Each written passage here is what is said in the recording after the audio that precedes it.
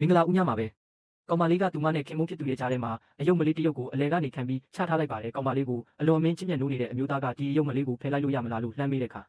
ကောင်မလေးကအယံအံ့ဩသွားပြီးဘာလို့အဲ့ဒီလိုတွေးရတာလဲဆိုပြီးပြန်မေးတာပေါ့တကယ်တော့ထိုအမျိုးသားဟာကောင်မလေးကိုရင်ခွင်ထဲထည့်ပြီးဖတ်ထားခြင်းရုံတက်တက်ပါဒါပေမဲ့နှုတ်ကနေထုတ်ပြောဖို့ကြတော့လဲအယံရှက်နေခဲ့တာပေါ့နောက်ဆုံးတော့ဘာမှမတတ်နိုင်တဲ့အဆုံးကောင်မလေးကိုကြောခိုင်းပြီးပဲအိတ်လိုက်ရရှာတယ်ဒီလိုအပြုမူကကောင်မလေးကိုစိတ်ကောက်သွားစေခဲ့ပါတယ်။သူမကတော့အမျိုးသားစီကနေအချစ်ဝင်ခံစကားကိုကြားချင်နေခဲ့တာလေဒါနဲ့ပဲစိတ်ဆိုးမှန်ဆိုးနဲ့အမျိုးသားခြုံထားတဲ့ဆောင်းတွေကိုပါတစမကြံလိုက်ပြီးအတင်းဆွဲယူပစ်လိုက်ပါတော့တယ်။အမျိုးသားကတော့ငါနဲ့ငါဇနီးကြကအကွာဝေးကတော့တဖြည်းဖြည်းနဲ့ပိုပြီးဝေးကွာသွားတော့မှာပဲလို့စိုးရိမ်တကြီးတွေးနေမိတာပေါ့။ဒါပေမဲ့သူတို့နှစ်ယောက်စလုံးအိပ်ပျော်သွားတဲ့အချိန်မှာတော့မတိစိတ်ရဲ့စိတ်ခိုင်းမှုကြောင့်တယောက်ကိုတယောက်ရင်ခွင်ထဲထည့်ပြီးတင်းတင်းကြပ်ကြပ်ဖတ်ထားမိကြပါတယ်။တကယ်တော့သူတို့စတွေ့ခါစားတုန်းကထိုအမျိုးသားဟာကောင်မလေးကိုလုံးဝသဘောမကျခဲ့ပါဘူး။အဲ့ဒီအချိန်တုန်းကကောင်မလေးတီထောင်ထားတဲ့စက်ရုံဟာဒေဝါလီခံရမယ့်အခြေအနေနဲ့ရင်ဆိုင်နေရတာပါ။အဲ့ဒီလိုအကြက်တဲတဲကနေကဲတင်ပေးခဲ့တာကတော့ဘီလီယံနာသူထေးကြီးဖြစ်တဲ့ထိုအမျိုးသားပဲဖြစ်ပါတယ်။ကောင်မလေးရဲ့စက်ရုံမှာမတန်ဆွမ်းသူအများပြားကိုအလောက်ကန်ခွင့်လန်းတွေပေးထားမှန်းသူတည်သွားခဲ့လို့ပါမတန်ဆွမ်းသူတွေကိုငှားရမ်းထားတာကြောင့်ပဲစက်ရုံရဲ့ကုန်ထုတ်လုပ်မှုစွမ်းအားတွေကျဆင်းပြီးပိတ်သိမ်းရမယ့်အခြေအနေရောက်ခဲ့ဒါဖြစ်ပါတယ်ဒါကြောင့်ထိုမျိုးသားကကောင်မလေးရဲ့စက်ရုံမှာအမေရိကန်ဒေါ်လာတန်တရာတိတိရင်းနှီးမြှုပ်နှံပေးခဲ့ပါတယ်မိမိရဲ့စေတနာကိုနားလည်ပေးမဲ့သူပေါ်လာတဲ့အတွက်ကောင်မလေးမှာဝမ်းသာမဆုံးဖြစ်ခဲ့ရတာပေါ့သူမဟာထိုမျိုးသားပေါ်တန်ရုံးစင်တွေသွားခဲ့ပြီးဒီကျေးဇူးကိုဘယ်လိုပြန်ဆက်ရမလဲဆိုပြီးအမြဲစဉ်းစားနေခဲ့တယ်မကြခင်မှာပဲကန်ကြမာကကောင်မလေးအတွက်ကျေးဇူးဆက်ခွင့်ကိုဖန်တီးပေးခဲ့ပါတယ်ထိုမျိုးသားရဲ့အရင်နှီးဆုံးတငယ်ချင်းကဒီကောင်မလေးကမင်းရဲ့ရီးစားဟောင်းနဲ့အတော်တူတာပဲလို့ပြောတဲ့အပြင်ထိုမျိုးသားဟာမိဘတွေရဲ့အိမ်အောင်ပြုဖို့ဖိအားပေးတာကိုဖြေရှင်းဖို့အတွက်စာချုပ်နဲ့လက်ထပ်မဲ့ဇနီးတယောက်အရေးပေါ်လိုအပ်နေကြောင်းပြောပြခဲ့ပါတယ်ဒါကိုကြားလိုက်ရတဲ့ကောင်မလေးဟာထိုမျိုးသားကိုဘယ်လိုကျေးဇူးဆက်ရမလဲဆိုတာချက်ချင်းကြီးသဘောပေါက်သွားပြီးသူမဘက်ကနေစတင်ကလက်ထပ်ဖို့ကမ်းလှမ်းလိုက်ပါတော့တယ်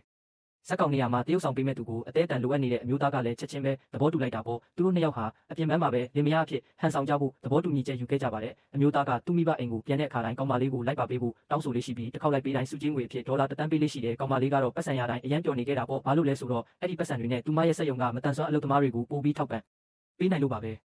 အိမ်ကိုရောက်တဲ့အခါမှာတော့အမျိုးသားရဲ့အဖွားဖြစ်သူကညီးကဘာလို့ဒီလောက်တောင်ပိန်သွားရတာလဲငါမြေးကညီးကိုနှိပ်စက်နေလို့လားလို့စိုးရိမ်တကြီးမေးပါတယ်ကောင်းမလေးကလည်းသူကသမီးပေါ်အမြဲတမ်းအရန်ကောင်းပါတယ်အဖွားရဲ့ဆိုပြီးစကားချိုချိုလေးတွေနဲ့ချက်ချင်းပဲအဖွားစိတ်ချမ်းသာအောင်ပြောပြလိုက်တယ်ဒါကိုကြည့်ပြီးအမျိုးသားလည်းရင်ထဲမှာအလုံးကြီးကျသွားပြီးကောင်းမလေးရဲ့စွမ်းဆောင်ရည်အပေါ်တော်တော်လေးကိုသဘောကျကျေနပ်သွားခဲ့ရပါတယ်အဲ့ဒီအချိန်မှာပဲအဖွားဖြစ်သူကရုတ်တရက်သူတို့နှစ်ယောက်ရဲ့လက်ကိုကူးပြီးစုပ်ကင်ပေးလိုက်ပါတယ်တခါမှထိတွေ့မှုမရှိခဲ့ဘူးတဲ့သူတို့နှစ်ယောက်စလုံးစက္ကန့်နဲ့လျှက်စစ်စီးသွားတယ်လို့ရင်ခုန်သွားကြတာပေါ့ကောင်းမလေးကရှက်ကိုရှက်ကန်တဲ့လက်ကိုပြန်ဆွဲထုတ်ဖို့ကြိုးစားပေမဲ့အမျိုးသားကတော့လွတ်မပေးပဲတင်းတင်းလေးပြန်စုပ်ကင်ထားခဲ့ပါတယ်အတူတူအချိန်ဖြုံးကြရင်းနဲ့အမျိုးသားဟာကောင်မလေးเจ้าကိုပို့ပြီးတိလာခဲ့တယ်ကောင်မလေးရဲ့စိတ်သဘောထားပြေဝမှုနဲ့အမြဲတမ်းတက်ကြွရှင်လန်းနေတဲ့ဆရာကြီးလေးကအေးအေးဆေးဆေးနဲ့စကားနဲ့တက်တဲ့ထိုမျိုးသားကိုအကြီးအကျယ်ဆွဲဆောင်နိုင်ခဲ့တာပေါ့ဒီနေ့မှာတော့